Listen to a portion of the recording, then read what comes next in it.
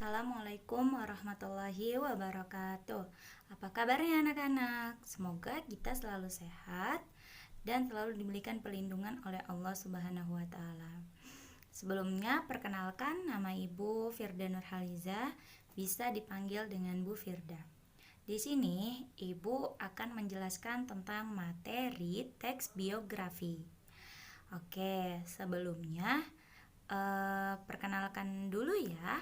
Siapa nama kalian satu persatu? Oke, setelah kita perkenalan dan absen, sebelumnya siapa yang sudah tahu tentang teks biografi? Oke, teks biografi adalah teks yang berisi tentang kisah atau cerita perjalanan hidup. Teks biografi biasa menceritakan seputar kelebihan, kekurangan, dan masalah dalam kehidupan tokoh. Teks biografi bertujuan untuk menceritakan kisah hidup seseorang yang bisa menjadi teladan orang banyak. Oke, itu adalah pengertian dari teks biografi. Ada juga istilah autobiografi yang menjelaskan riwayat hidup seseorang.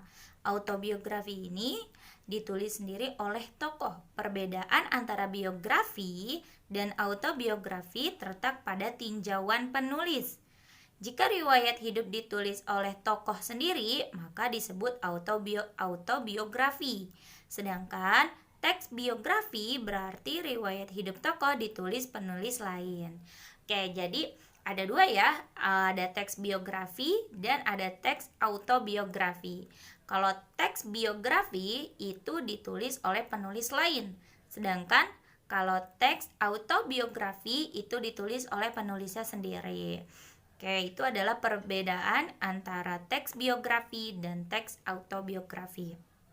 Nah, kemudian teks biografi sering ditemukan dalam sebuah buku. Ya, buku biografi biasanya menceritakan sejarah, prestasi dan karya tokoh tersebut. Contoh, buku biografi yang cukup banyak ditemukan atau dicari seperti biografi Gus Dur, Steve Jobs, dan tokoh inspirasi lainnya. Kemudian, di sini ada ciri-cirinya juga ya. Nah, ciri-cirinya itu yang pertama, memiliki isi kisah atau perjalanan hidup sesuai fakta pengalaman tokoh. Ditulis dalam bentuk narasi, memiliki alur cerita, menceritakan peristiwa penting dari tokoh sehingga dapat dijadikan teladan bagi pembaca. Menekankan struktur orientasi kejadian atau peristiwa penting dan prioritasi. Memiliki pola pengembangan teks kronologis, karakter tokoh dapat digunakan secara langsung maupun tidak langsung. Kemudian ada juga strukturnya, struktur teks biografi. Yang pertama, orientasi.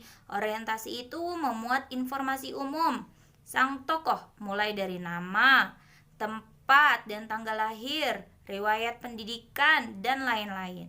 Selain itu, berisi latar belakang kehidupan tokoh. Misalnya, kisah kecil tokoh dan suasana dalam keluarga. Peristiwa penting. Peristiwa penting disusun secara kronologis atau urutan waktu kejadian. Peristiwa yang ditulis merupakan peristiwa utama atau yang paling berkesan dan dialami tokoh. Reorientasi. Dalam bagian reorientasi berisi komentar atau pernyataan simpulan mengenai rangkaian peristiwa yang telah diceritakan sebelumnya. Singkatnya, reorientasi berisi pandangan penulis terhadap tokoh yang diceritakan. Nah, setelah kita tahu pengertian, ciri-ciri, struktur dari teks biografi, ada langkah-langkah dalam menyusun teks biografi. Oke, ada yang tahu nggak kira-kira apa aja ya?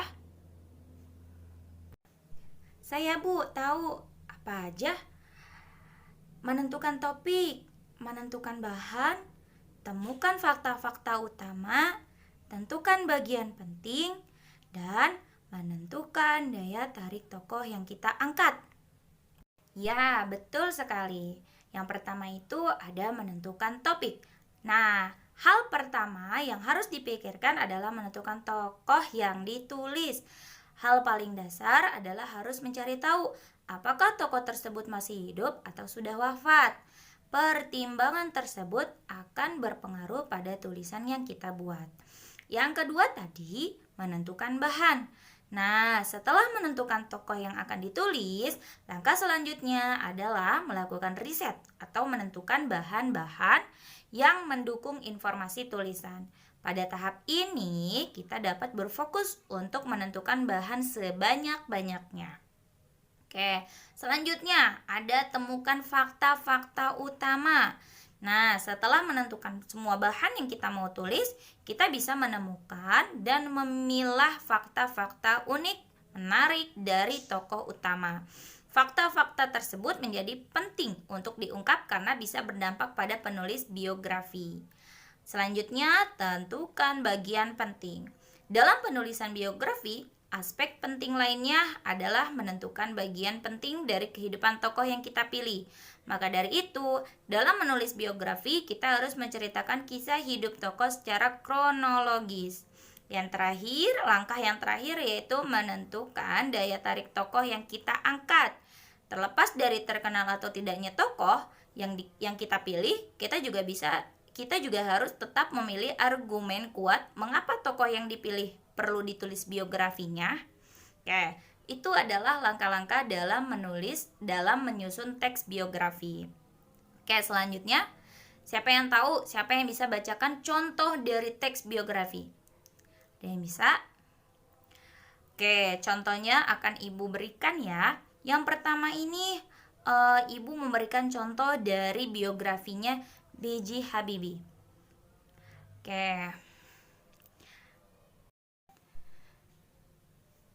B.J. Habibie adalah salah satu tokoh panutan dan menjadi kebanggaan bagi banyak orang di Indonesia. Beliau adalah Presiden ketiga Republik Indonesia. Nah, B.J. Habibie menjadi yatim sejak bapaknya yang meninggal dunia pada 3 September 1950 karena terkena serangan jantung. Kemudian setelah ayahnya meninggal, ibunya menjual rumah dan kendaraan, kemudian pindah ke Bandung bersama anak-anaknya. Dalam masa jabatannya yang singkat, B.J. Habibie telah meletakkan dasar bagi kehidupan demokrasi dan persatuan wilayah Indonesia dengan disahkannya Undang-Undang tentang Otonomi Daerah dan Undang-Undang tentang Partai Politik, Undang-Undang tentang Pemilu, dan Undang-Undang tentang Susunan Kedudukan DPR atau MPR. Turun dari jabatan sebagai presiden, B.J. Habibie kembali ke Jerman bersama keluarga.